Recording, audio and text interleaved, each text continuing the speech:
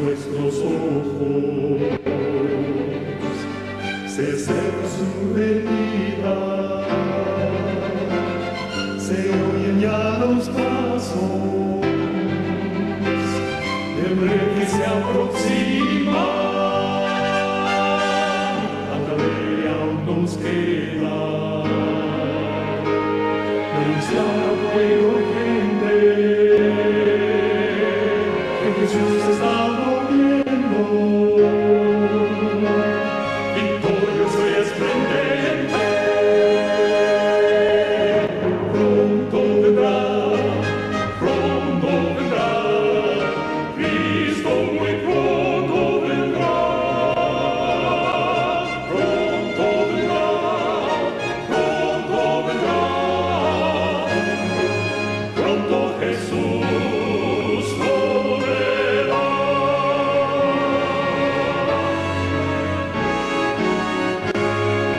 Pronto Jesús volverá.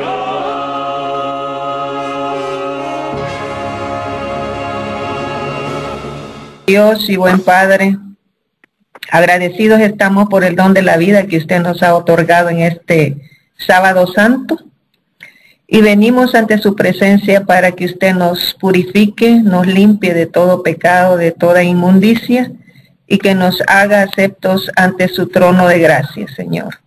Bendíganos con el poder de su Santo Espíritu, para que su Santo Espíritu pueda en esta mañana, Señor, traer ese mensaje que usted ha preparado para nosotros, oh Padre bendito. Bendiga su palabra, Señor, bendiga los oídos que la van a escuchar, y que su Santo Espíritu pueda obrar poderosamente en cada mente y en cada corazón, porque hemos pedido todo en el dulce nombre de su Hijo amado Cristo Jesús. Amén. Amén. ¿Me escuchan? ¿Me escuchan, verdad? Bueno. Sí. Amén, amén. Bueno, queridos hermanos, en esta mañana vamos a estudiar un tema pues bastante interesante, porque estamos viviendo los últimos días de la historia de esta tierra, y vamos a traer un punto que ya es conocido por todos nosotros, pero que realmente va a tener su pleno cumplimiento dentro de unos pocos meses. Y es así como podemos comenzar diciendo que la muerte del protestantismo está en el camino. Todos nosotros los que estamos siguiendo las señales de los tiempos sabemos que el protestantismo está en el camino de la muerte. ¿Por qué decimos eso?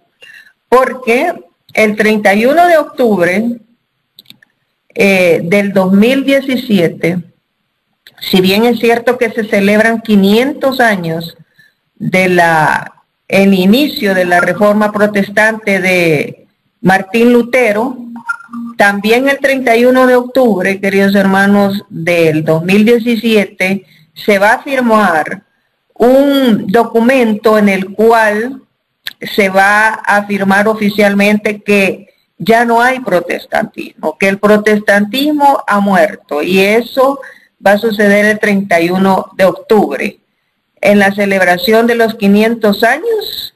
Si Martín Lutero hubiera pensado esto hace 500 años atrás, esto hubiera parecido una locura. Todos los evangélicos y las iglesias romanas se reunirán. Ya los preparativos están viento en popa. Ahí donde Martín Lutero y Philip Melanchthon trabajaron juntos por esa tan deseada reforma, a raíz de todas las corrupciones que se habían entrado en la iglesia católica, pues ellos trabajaron en ese lugar hace 500 años, llevando ese mensaje de la reforma protestante. Y Wittenberg es escenario de todos los grandes preparativos en el frente del salón. Fíjese bien, si usted se mete, ahorita no vamos a dar información, pero yo después la voy a poner. del salón de la Catedral de Gutenberg está un hermoso globo donde todo el mundo está en rojo. Y ese es el color de la Reforma y la Revolución. En el medio del globo dice Reforma 2017. Casi está confirmada la llegada de Francisco Bergoglio, el más alto representante del catolicismo, para Alemania, para ese evento especial. Es más, Nicolás Schneider, el más alto representante del protestantismo en Alemania, fue especialmente, personalmente, a darle la invitación al señor Francisco Bergoglio. Todavía no se ha hecho pública la llegada, y otro preparativo muy notorio es que en el jardín de Lutero están sembrando árboles, queridos hermanos. Árboles, ¿cómo le quisiera decir? Cada día, no todos los días, pero hay ciertas fechas que ellos están sembrando árboles, y esas fechas están siendo, ¿cómo le quisiera decir?, escritas en un libro muy especial, porque escriben quién la sembró, escriben cuándo la sembraron, y ellos, el objetivo de ellos es sembrar 500 árboles, representando cada árbol un año de los 500 años que va a cumplir la Reforma de Martín Lutero, ¿verdad? Entonces es bien interesante porque hasta ahorita llevan sembrados 419 árboles, y el árbol 419 se llama Sínodo Sutherland, que lo ha dado la Iglesia Evangélica Luterana en América y Estados Unidos. Y ellos por cada árbol ponen la persona que lo sembró y dan un voto bíblico, y en ese árbol 419, que faltarían 19, 20, faltarían 81 árboles para completar los 500, ellos pues ponen un voto bíblico, y en ese árbol han puesto un voto bíblico que es Apocalipsis 22, del 1 al 2, ese es el voto bíblico que ellos pusieron.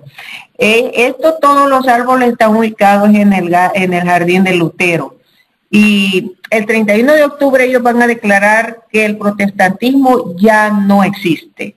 Las 95 tesis de Martín Lutero que hablan de las corrupciones del papado ya no se tendrán que mencionar, porque ya el protestantismo está muerto. Nosotros tenemos que entender que el protestantismo no comenzó con Martín Lutero y no terminó con él.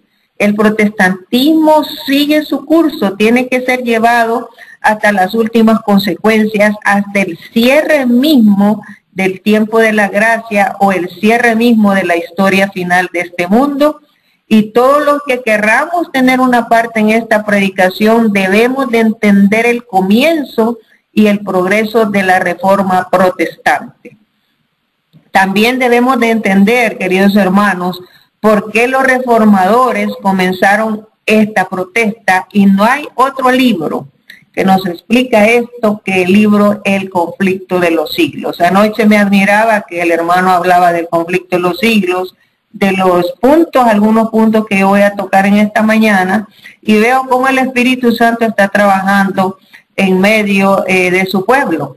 El diablo, sinceramente se lo digo, hermano, odia este libro. Es más, cuando ella lo escribía, ella tuvo muchos problemas de salud, y el diablo quería hacer con ella muchas cosas para impedir la escritura de este libro. Vivimos en un tiempo, queridos hermanos, que debemos saber contra quién y contra qué protestamos.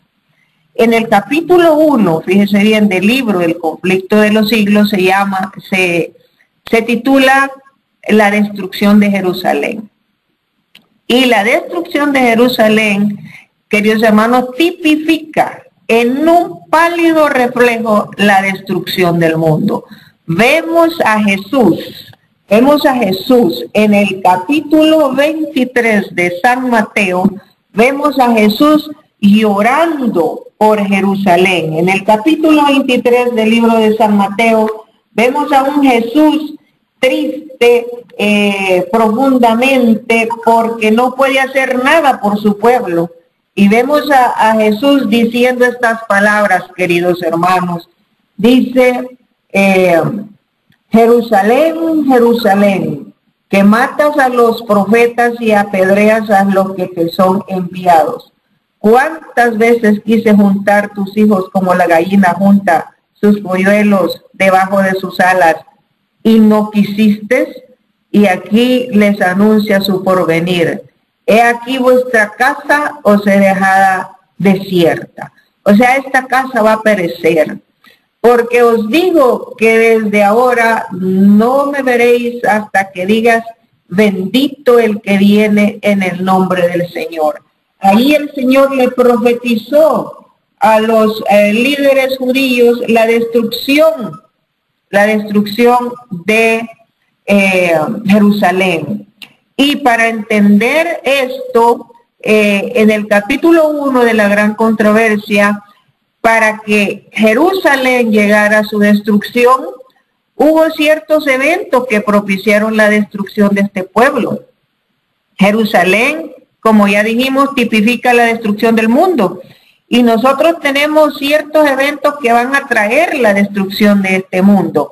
En el conflicto de los siglos, en la página 30, si tienen el conflicto de los siglos de página de papel periódico, es la página 30, en el párrafo 2 dice de la siguiente manera: en el gran conflicto final, Satanás empleará la misma táctica, manifestará el mismo espíritu y trabajará con el mismo fin que en todas las edades pasadas. O sea, por eso es importante que leamos el conflicto de los siglos.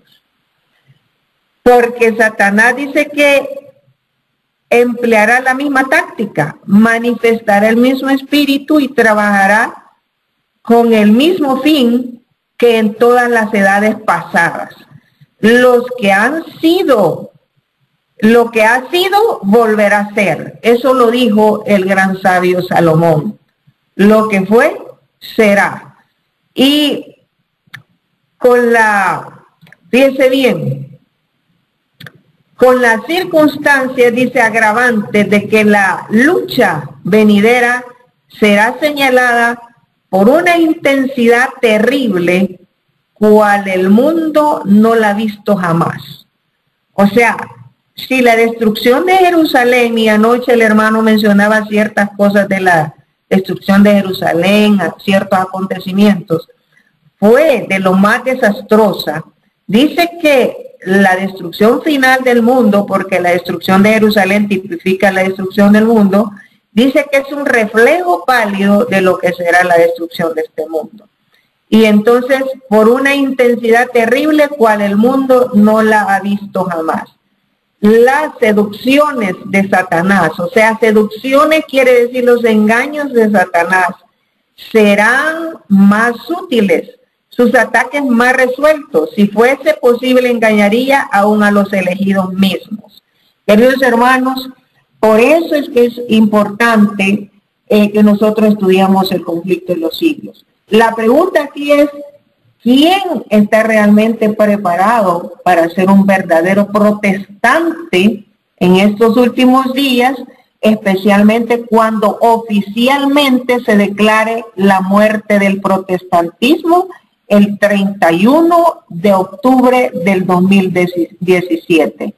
Debemos de leer este libro para ver los engaños de Satanás.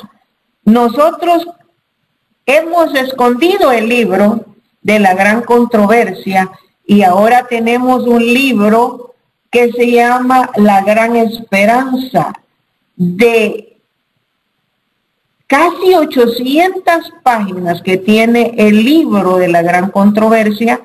Ahora sacan un libro que se llama La Gran Esperanza, de menos de 50 páginas. Y la pregunta es, ¿cómo este libro, La Gran Esperanza, puede descubrir los engaños de Satanás si realmente es una recopilación en miniatura, ni es ni el 10, ni el 20, ni el 10% de toda la información que tiene el libro La Gran Controversia. Entonces, la Gran Esperanza no tiene ni la introducción y solamente una breve reseña de las 798 páginas que tiene el original de Conflicto de los Siglos. Este libro, hermanos queridos, junto con El Deseo de Todas las Gentes, es el libro que va a preparar los 144,000 para que den el último mensaje de misericordia a este planeta. Esos 144,000 son los que van a estar con Jesús de pie en el monte de Sion. Apocalipsis 14 dice que vio a los 144,000 de pie con el Cordero en el monte de Sion. Si nosotros, hermanos, enterramos este libro, si nosotros rechazamos este libro, si nosotros escondemos este libro para no dárselo a conocer a la gente y ponemos otro libro en lugar del libro del Conflicto de los Siglos, esto es una grande traición para Jesús, una grande traición para la predicación del Evangelio. Voy a leer en la página 30 el párrafo 4, mire lo que dice. El párrafo 4 dice de la siguiente manera: en esos anales podemos ver un anticipo del conflicto que nos espera. ¿Cómo la gente va a poder saber del conflicto que nos espera si el conflicto, la Gran Esperanza no habla de esto? Porque esto solo es la introducción. Considerándolos a la luz de la palabra de Dios, por la iluminación de su espíritu, podemos ver descubiertos las estratagemas del maligno y los peligros que deberán evitar los que quieran ser hallados sin mácula ante el Señor en su gloriosa venida. Los grandes acontecimientos que marcaron los pasos de reforma que se dieron en siglos pasados son hechos históricos conocidos y universalmente aceptados. Queridos hermanos, en esta mañana, queridos hermanos, estamos aquí. El objeto de que estamos aquí predicando, queridos hermanos, es de abrir nuestros ojos para los eventos finales que vienen a esta tierra. Este libro, queridos hermanos, es muy importante para que lo leamos. ¿Quiénes son este grupo? Los 144,000. Bueno, vayamos a Apocalipsis 14. Este grupo, queridos hermanos, es un grupo selecto que va a predicar el último mensaje de misericordia a los habitantes de esta tierra. Y vamos a ir a Apocalipsis 14. Dice que vio a los 144,000 en el monte de Sion y da las descripciones de los 144,000. Este es el mensaje de los tres ángeles, queridos hermanos, en el Apocalipsis 14:6. Este es un mensaje de protesta, porque presenta al Creador de los cielos y la tierra, colocando el monumento de la creación a la vista de todo el mundo. Y estos mensajes tienen encapsulados el mensaje de la protesta de los reformadores. En el primer capítulo de los conflictos de los siglos, como ya lo dijimos, la destrucción de Jerusalén, más los otros libros importantes como Deseo de Toda la Gente, Patriarcas y Profetas, Profetas y Reyes, Hechos de los Apóstoles y Conflictos de los Siglos. El único libro, fíjense bien, que tiene introducción es el Conflicto de los Siglos. Cuando nosotros vemos la destrucción de Jerusalén, nosotros tenemos que entender el tipo y el antitipo. Tenemos que ver los eventos que llevaron a la destrucción de Jerusalén. Y Jerusalén, esos mismos eventos están presentes ahora. Y cuando los veamos en el conflicto de los siglos y la Biblia, vamos a entender que estamos viviendo en los últimos días de la historia de esta tierra. Yo quiero llevarlos al libro de San Lucas, el libro de San Lucas, capítulo 19. En el libro de San Lucas, capítulo 19, encontramos allí Lucas 19, queridos hermanos, capítulo 19, el verso 28 al 36. Fíjense bien, 19 del 28 al 36. Dice de la siguiente manera. Dice, y dicho esto, Lucas 19, 38, 36, perdón, 38, 36, diciendo, bendito el Rey que viene en el nombre del Señor, paz en el cielo y gloria en las alturas. Entonces algunos de los fariseos de entre la multitud le dijeron, maestro, reprende a tus discípulos. O sea, en otras palabras, los fariseos le estaban diciendo a Jesús, calla, haz callar a estos discípulos porque están diciendo bendito el que viene en el nombre del Señor. Y entonces el 40 dice, él respondiendo les dijo, os digo que si estos callaran, las piedras hablarían, las piedras clamarían. ¿Recuerdan ustedes, queridos hermanos?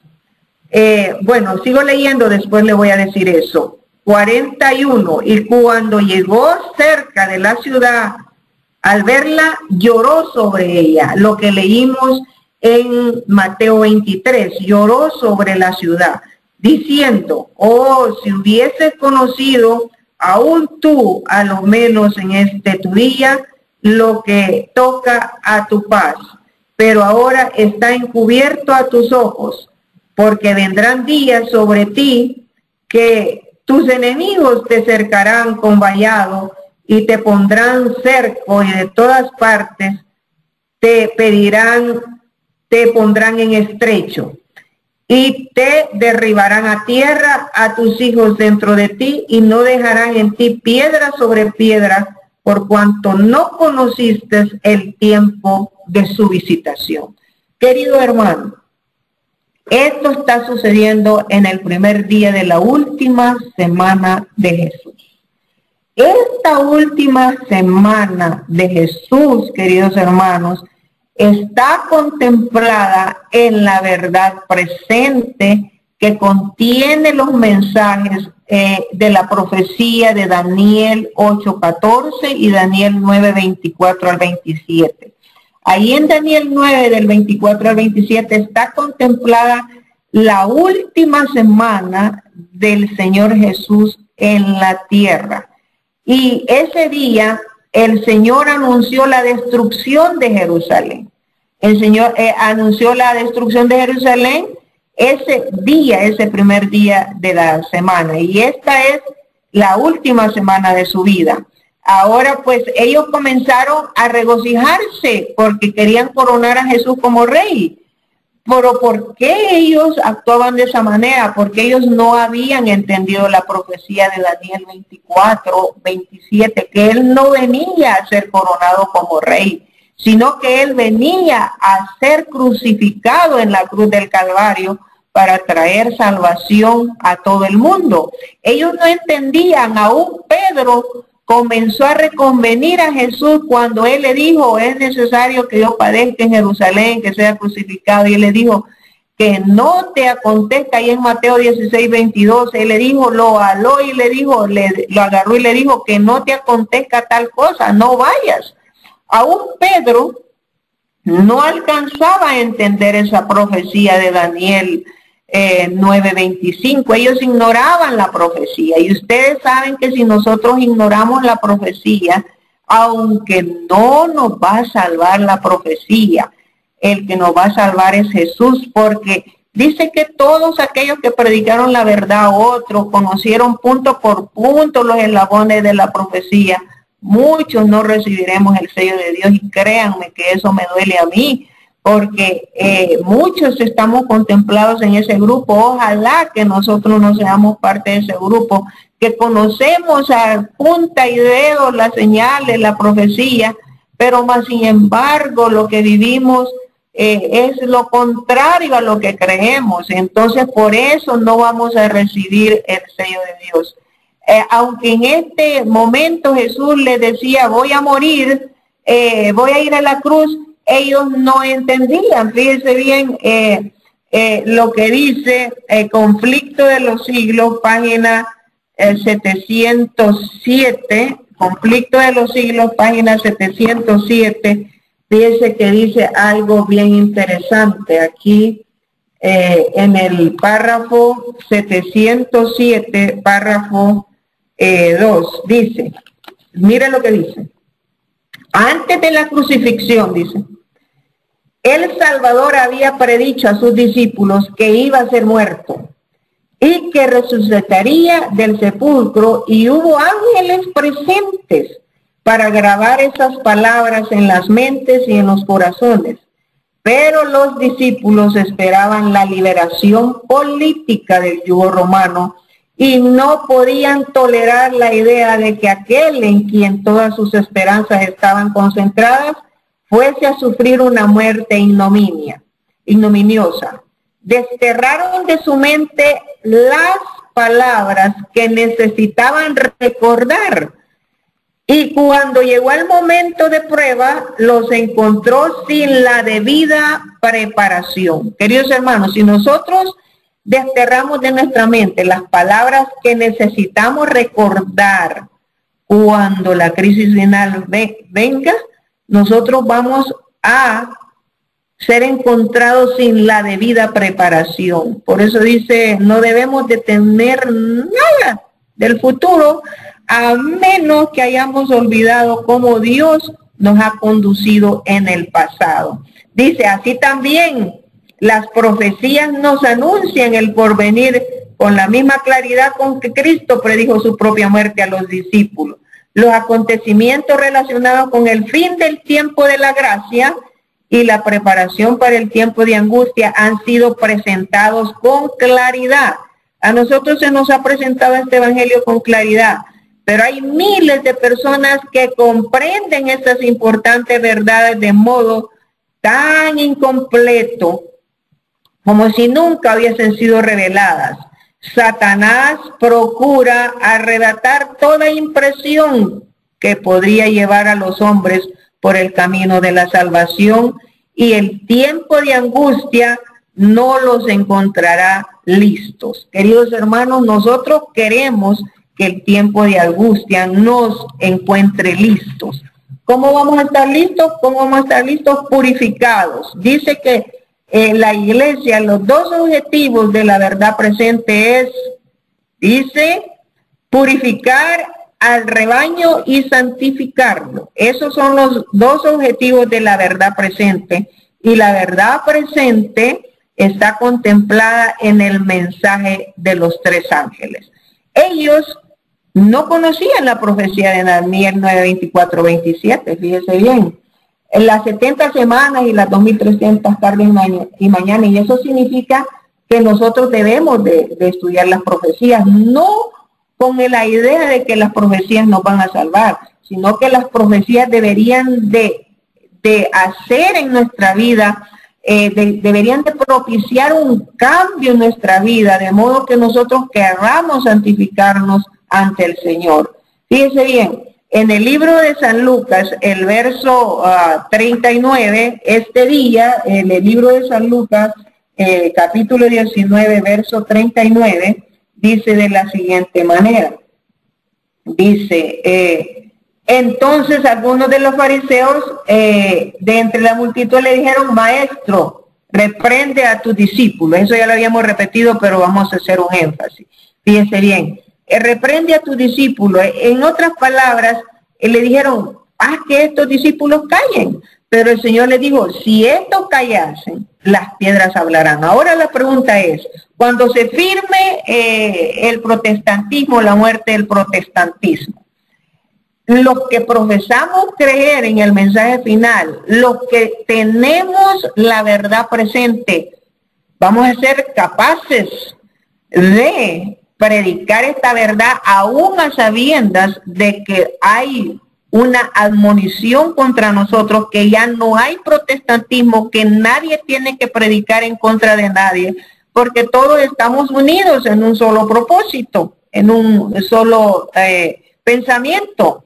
Entonces, nosotros seremos aquellos que vamos a callar, y entonces el Señor será que tendrá piedras fuera de nosotros para que esas piedras hablen. Queridos hermanos, los fariseos estaban tratando de silenciar el mensaje que anunciaba el rey, que anunciaban los discípulos. En los días finales también los fariseos modernos van a decir que no prediquemos este mensaje, porque se va a repetir esa palabra: bendito el que viene en el nombre del Señor.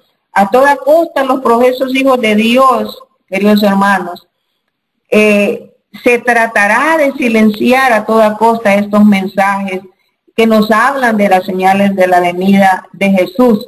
Y fíjense bien, cuando trataban de silenciar a los discípulos con el mensaje, el Señor dijo, bueno, las piedras hablarán. Dios va a tener personas dando este mensaje, eso ni lo dude. Cuando, miren, queridos hermanos, cuando Tony Palmer fue un discípulo de Satanás, que Satanás usó para comenzar este movimiento por el año 2014. Él dijo estas palabras: hermanos y hermanas, la protesta de Martín Lutero está terminada. El triunfo es nuestro, el triunfo es de nosotros. Y entonces dijo él, si ya no hay protestantismo, ¿cómo puede haber una iglesia protestante? Ahora yo le digo, también el Papa Francisco Bergoglio dice de que va a estar en contra de los fundamentalistas, y nosotros como pueblo somos un pueblo fundamentalista porque estamos fundados en la palabra de Dios. Y entonces, ¿cómo vamos a hacer nosotros? ¿Qué vamos a hacer nosotros cuando este tratado se firme y haya una restricción a la predicación del evangelio? ¿Nos vamos a mantener callados? ¿Vamos a dejar de protestar? Prácticamente con esa firma de ese documento nos están diciendo a los adventistas, cállense, ya no hay más protesta. Esto es en cuanto al mundo católico, pero lo mismo vemos en la iglesia nuestra, que no quieren que este mensaje se predique y no quieren que este mensaje llegue porque todavía no es tiempo y toda esa cosa. Así es que, fíjese bien, vamos a ir al libro de San Juan. En el libro de San Juan, capítulo 1, está sucediendo algo muy interesante. El verso, capítulo 1 del libro de San Juan, ya le digo cuál es el verso que vamos a ver. El verso 19 al 28, el verso 19 dice, y este es el testimonio de Juan, cuando los judíos enviaron de Jerusalén sacerdotes y levitas a preguntarle, ¿tú quién eres? O sea, cuando Juan estaba ahí, le preguntaron, ¿tú quién eres? Y le dijeron, y confesó y no negó, sino confesó, yo no soy el Cristo. Y le preguntaron, ¿qué pues? ¿Eres tú Elías? Y dijo, no, no soy. ¿Eres tú el profeta? Y él respondió, no. Entonces le dijeron, ¿quién eres para que demos respuesta a los que nos enviaron? O sea que había una compañía que la iglesia había enviado, porque veían que él predicaba con autoridad. ¿Qué dices de tú mismo? Y dice, él dijo, yo soy la voz de uno que clama en el desierto, enderezad el camino, como dijo el profeta Isaías. Fíjense bien, él venía a enderezar el camino. El Señor va a levantar Juan Bautistas modernos que van a enderezar el camino de la segunda venida del Señor. Y nosotros que tenemos que hablar, tenemos que predicar este evangelio, queridos hermanos. Cuando en los últimos días Dios levante estos hombres como Juan el Bautista, como el mismo Jesús, como Elías, para hacer el trabajo de la predicación del mensaje final, la misma persecución se sentirá, porque estos hombres no estarán vinculados con ninguna conferencia, con ningún cuerpo corporativo. Nosotros, queridos hermanos, podemos decir que que prácticamente la protesta terminó en la iglesia al distribuir el libro de la Gran Esperanza, porque la protesta es extraída del libro de la Gran Controversia, queridos hermanos.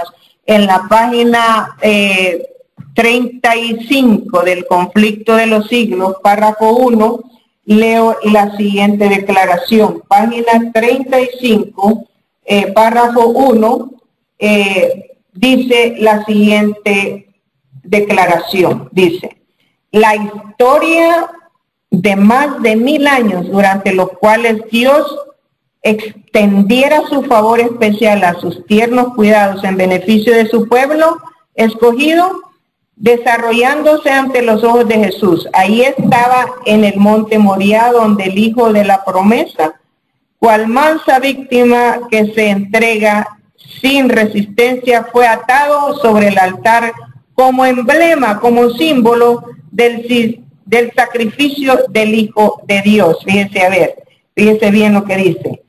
De haberse mantenido Israel como nación fiel al cielo, Jerusalén habría sido para siempre la elegida de Dios. Fíjense bien, si Jerusalén se hubiera mantenido como nación fiel al cielo, habría sido para siempre la elegida de Dios. Eso está en Jeremías 17. Si nosotros queremos ser la Jerusalén para siempre, la elegida de Dios, tenemos que ser fieles a Dios y al cielo, queridos hermanos. No importa lo que venga, queridos hermanos, porque nosotros hemos confiado en un Dios que no miente, en un Dios que nos ha dado promesas maravillosas. Y también leo en la página 37, del Conflicto de los Siglos, leo la siguiente declaración. Dice: cuando el Cristo estuviera clavado en la cruz del Calvario, ya habrían transcurrido para Israel su día como nación favorecida y saciada de las bendiciones de Dios. La pérdida de una sola alma se consideraba como una calamidad infinitamente más grande que la de todas las ganancias y todos los tesoros de un mundo de una sola alma. Pero mientras Jesús fijaba su mirada en Jerusalén, veía la ruina de toda una ciudad, de todo un pueblo, de aquella ciudad y de aquel pueblo que habían sido elegidos de Dios, su especial tesoro. Lo veía sin esperanza, sin redentor, porque ellos habían rechazado al Redentor del cielo, a Jesús. Página 38 del Conflicto de los Siglos, párrafo 3, dice de la siguiente manera: Cristo vio en Jerusalén un símbolo del mundo endurecido en su incredulidad y rebelión, que corría presurosa a recibir el pago de la justicia de Dios. Queridos hermanos, el Señor nunca quiere castigar. Él quiere bendecirnos, pero nosotros con nuestra rebeldía a veces traemos la maldición de Dios, porque somos rebeldes. Y el pueblo de Israel fue rebelde, pero nosotros no somos mejores que ellos. Nosotros somos rebeldes también, porque tenemos un mensaje maravilloso y todavía estamos pataleando en este mensaje. No hemos avanzado como el Señor quiere que avancemos, especialmente en el mensaje de la salud que está sonando, y gloria a Dios por aquellos hermanitos que están oyendo, porque es el medio que Dios tiene para despertar nuestras conciencias. Y nosotros tenemos un régimen alimentario adecuado según la Biblia y el Espíritu de Profecía, nuestra mente va a despertar y vamos a entender estos mensajes que Dios tiene para nosotros. ¿Cuál es la aplicación de todo esto para nosotros? Que es tiempo de agonizar por las almas, llorar por las almas. O los adventistas somos los elegidos ahora, pero el mismo rechazo de los judíos será el nuestro si nosotros no somos fieles a Dios y fieles al cielo. Fíjense bien, Apocalipsis 10:11 dice: es necesario que profetices otra vez. ante muchas naciones, pueblos, lenguas. Dice que es necesario profetizar otra vez después del chasco porque no se había entendido el mensaje, había el mismo mensaje que tenía que ser profetizado de nuevo, y para profetizar este mensaje tenemos que comernos el libro. Queridos hermanos, no voy a leer esta porción, pero ustedes lo pueden encontrar en Ezequiel 2 y Ezequiel 3, donde dice: antes de que vayas a profetizar a Jerusalén, cómete el rollo de la profecía, cómete el rollo de ese. A Juan se le dijo que se comiera el rollo, él tenía que entender las profecías para poderlas explicar a su pueblo. Y entonces, el único tiempo que va a ser amargo en esta última etapa va a ser la persecución, porque el libro ya no nos va a parecer amargo, ya no nos va a amargar el vientre. Lo único que va a amargar nuestra vida es la persecución que se va a desatar hacia los hijos de Dios. Cristo dio oportunidad tras oportunidad, le dio 490 años según la profecía de Daniel 9:24 al 27, 70 años, 70 semanas están determinadas para tu pueblo para terminar el pecado. Ellos tenían fecha, ellas tenían un cierre del tiempo de la gracia con años y con todo. Nosotros no tenemos fecha, nosotros tenemos eventos. Si ellos escuchaban que venía la destrucción, si ellos no dejaban de pecar, ahora nosotros ya no tenemos un tiempo estipulado, sino eventos. ¿Cuál evento cierra la gracia para nosotros? La imposición de la ley dominical. Mateo 23, 33 al 38 ya leímos cómo Jesús lloró por Jerusalén, y esa historia se va a volver a repetir. Jesús va a volver a llorar sobre Jerusalén, queridos hermanos, por aquellos que no escuchemos la voz del Señor, por aquellos que rechacemos, y las razones por las cuales fueron rechazados fue porque rechazaron los profetas, rechazaron los predicadores, rechazaban todo lo que Dios les enviaba para la amonestación de ese pueblo, y lo podemos ver también en la destrucción del templo de Salomón. No lo voy a leer tampoco, segunda de Crónicas, capítulo 36, como el Señor pues mandó amonestación tras amonestación y el pueblo no quiso escuchar. En el libro, fíjense bien, en el libro de Conflicto de los Siglos, página 27, página 44, párrafo 1, dice de la siguiente manera. Dice, la pureza de Cristo, fíjese bien, y su santidad hacían resaltar la iniquidad de ellos. Por eso le aborrecían y le señalaban como el causante de todas las desgracias que había sobrevenido como consecuencia de su maldad. Queridos hermanos, a nosotros también se nos va a acusar de todas las desgracias que están cayendo en esta tierra. Pero lo que más me llama la atención es que dice que la pureza de Cristo y su santidad hacían resaltar la iniquidad de ella. Ahora la pregunta es, ¿será que nosotros estamos siendo purificados, santificados, y que esa purificación y esa santificación hace ver a aquellos, hace resaltar la iniquidad de aquellos que no están escuchando la palabra de Dios? Cuando eso suceda, hermanos, usted no va a tener muchos amigos, va a tener más enemigos que amigos, porque a nadie le gusta ver que una persona se esté purificando y santificando, porque va en contra de los sueños de esa persona. Así es que, queridos hermanos, los judíos tuvieron 490 años, dieron frutos, pero dieron frutos malos, según Isaías 5, y si nosotros queremos dar frutos buenos, de Gálatas 5:22, tenemos que conectarnos a la vid. Juan 15 dice, vosotros sois los pámpanos, yo soy la vid verdadera. Tenemos que conectarnos a Jesús, Señor, queridos hermanos. Cuando las escenas finales, la destrucción de Jerusalén, se tipifique la destrucción del mundo, el Señor va a decir, anda pueblo mío, entra en tus aposentos, cierra así tus puertas, escóndete un poquito mientras pasa la indignación.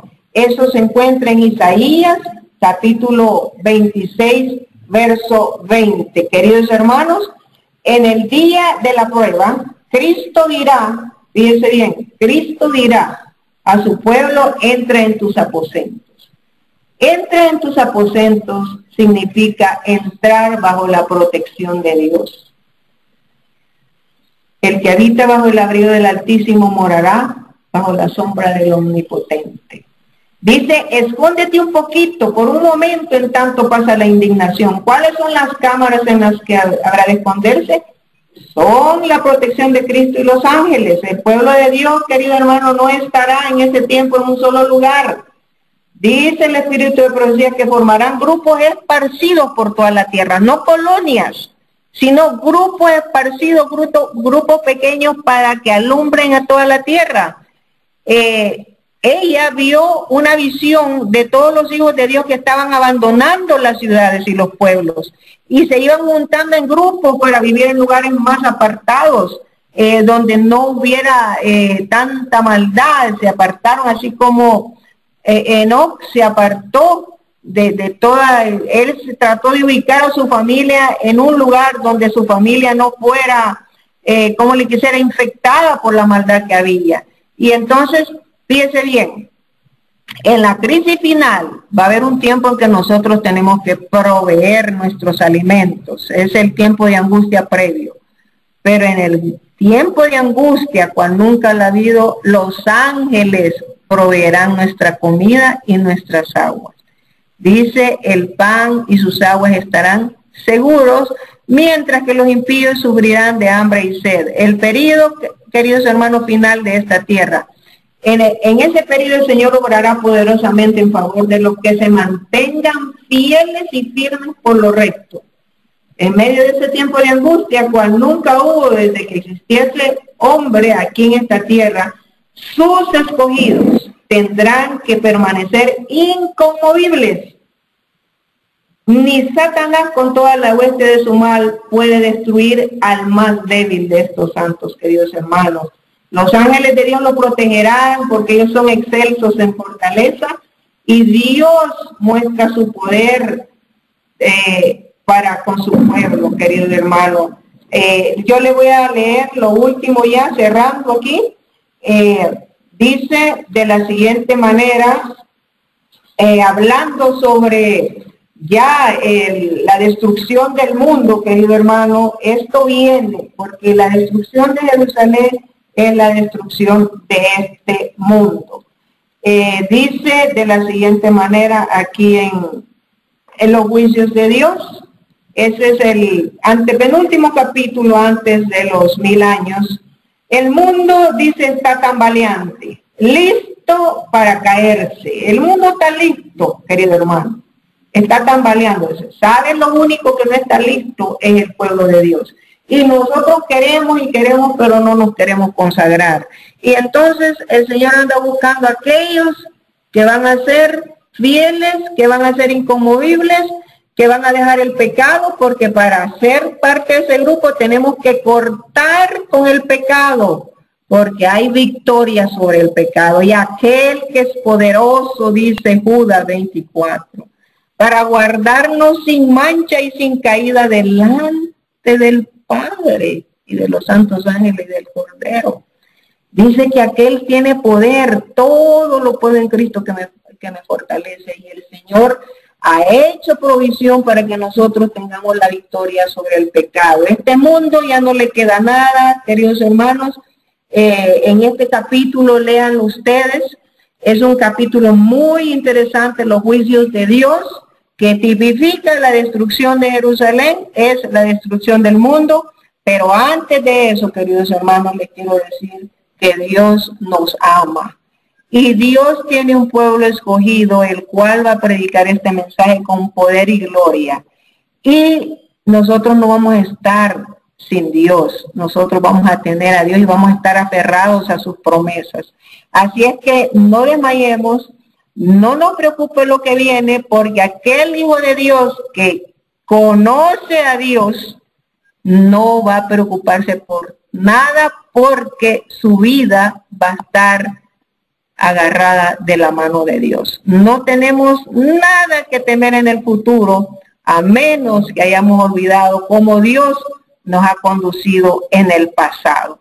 Que el Señor les bendiga y les guarde, que el Señor haga resplandecer su rostro sobre ustedes y que el Señor coloque mucha paz en nuestra mente y en nuestro corazón. Queridos hermanos, gracias le doy a Dios por esta oportunidad que me da. En el nombre de Cristo Jesús, amén.